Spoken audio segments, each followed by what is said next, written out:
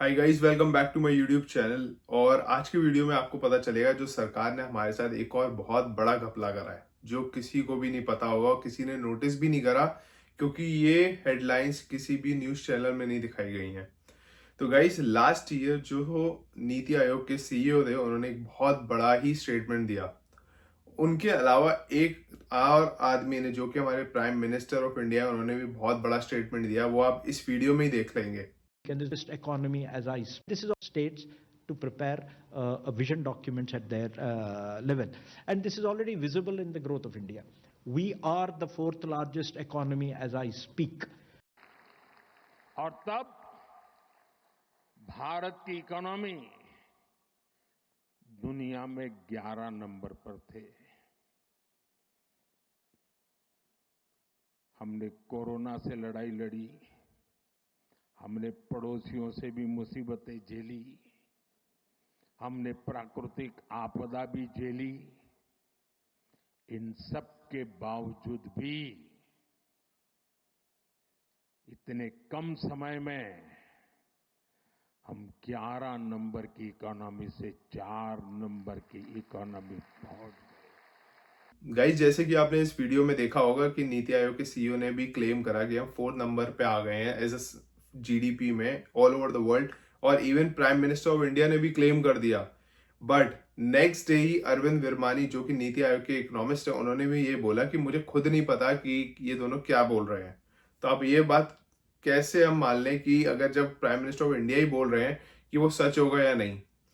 अब जो most recent report आई है मई में और जून में आईएमएफ के थ्रू, जो भी, उसके हिसाब से इंडिया 4th नंबर पे नहीं, 5th में भी नहीं, इवन 6th नंबर पे है। तो आप ये खुद सोचो कि सरकार इतना बड़ा क्लेम कैसे डाल सकती है कि इंडिया 4th नंबर पे आ चुका है, जापान को भी ओवरटेक कर दिया। जब और इवन जो 4th नंबर पे है इंग्लैंड और इंडिया में 110 से 120 बिलियन डॉलर का फर्क है। तो पहला है US, China, Germany, England, Japan, फिर इंडिया। और जबकि पक्का प्राइम मिनिस्टर ऑफ इंडिया ने क्लेम भी डाल दिया था ना ये मई 2025 में कि हम 4th नंबर पे आ चुके हैं। तो गाइस, मेजर जो ड्रॉबैक है कि ये क्यों गिर रहा है, इंडिया क्यों नहीं 4th नंबर पे आया, तो इसका मेन रीजन है रुपये और डॉलर का भी जो वैल्यू है उसकी वजह से भी बहुत ज्यादा फर्क पड़ा है। और इवन जो सर्विसेज रेंडर्ड हो रही हैं उससे भी बहुत ज्यादा फर्क पड़ा है। बट आईएमएफ का ये भी बोलना है कि इंडिया का डेवलपिंग स्टेज बहुत ज्यादा है, 6.5 से 7% के बीच में है। तो 2029 या 31 तक वो 4th या इवन 3rd प्लेस भी क्लेम कर सकता है, वो जिस स्पीड से इंडिया बढ़ रहा है। बट ये एक बहुत साइडलाइन वाली चीज है फ्यूचर की। ये गवर्नमेंट इतना बड़ा क्लेम कैसे डाल सकती है? और इस बात का ये जरूर पता चल गया गोदी मीडिया से कि जब उन्होंने क्लेम डाला गवर्नमेंट ने, तो पूरी मीडिया यही दिखाती रही कि इंडिया 4th नंबर पे आ गया है, 4th नंबर पे आ गया है। पर जब जून में रिपोर्ट आई आईएमएफ की, तो ये चीज किसी ने भी नहीं दिखाई कि गवर्नमेंट ने इतना बड़ा क्लेम डाला है और इंडिया की जीडीपी 6th रैंकिंग पे है।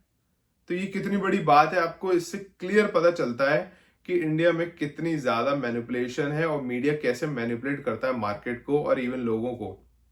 जैसे कि लास्ट ईयर मई और जून में पूरी लहर ऑफ मार्केटिंग चल रही थी, जो भी मार्केटिंग दिखाई जा रही थी न्यूज चैनल्स थे गवर्नमेंट के लिए कि 2014 से 11 नंबर से हम 4 पे आ गए हैं, एक्सप्लेन बाय मिस्टर मोदी। और इवन वही सेम चीज जो भी मार्केट की जा रही थी मीडिया के थ्रू, बट ये चीज रियलिटी नहीं दिखाई गई। जब अभी न्यू रिपोर्ट आई जून में कि हम 6th पे हैं, 4th तो भूल जाओ, 5th के लिए भी बहुत ज्यादा फर्क है। अभी हमें 5th के लिए भी उनको बहुत ज्यादा बीट करना पड़ेगा जापान को।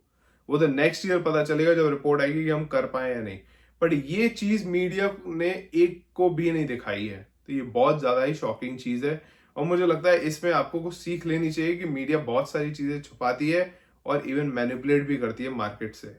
तो आई होप ये आपको ब्लॉग बहुत पसंद आया, और अगर आपको कुछ इन्फॉर्मेटिव लगा हो तो आप जरूर कमेंट मारना और मुझे जरूर बताना कि ब्लॉग कैसा लगा। Thank you so much guys.